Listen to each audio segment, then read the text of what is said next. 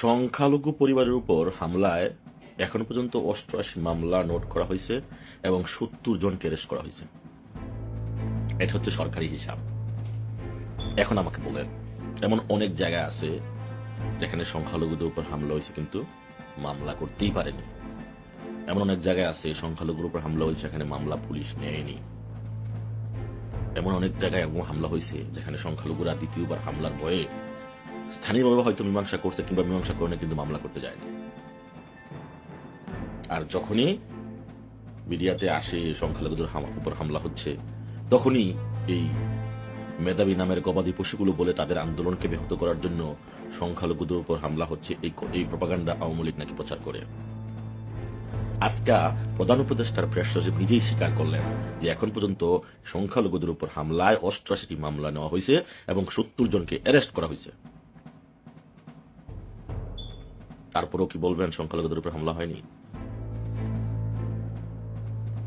আমরা চাই না কোনো সংখ্যালঘুদের উপর হামলা হোক, কারো মন্দির, কারো গির্জা, কারো প্রগাডার উপর হামলা হোক, কারো সম্পদ লুট করা হোক, কারো দোকানপাট লুট করা হোক, কারো বাড়িতে আগুন দেওয়া হোক। আর এগুলো যদি বন্ধ না হয়, এগুলোকে বন্ধ করার জন্যই আল্লাহ তাআলা হয়তো আবারও আগের জনকেই পাঠাবেন।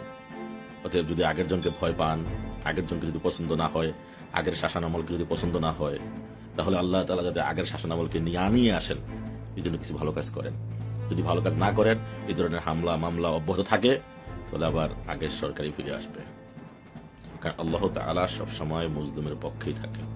আপনারা মজলুম ছিলেন বলেই আপনাদেরকে সেই সুযোগ দেওয়া হয়েছে, কিন্তু আপনারা মজলুম থাকা অবস্থায় তো ছিলেন মজলুম, এখন জালিমে রূপান্তরিত হয়েছেন, যেটা ইসলাম কখনোই সমর্থন করে না।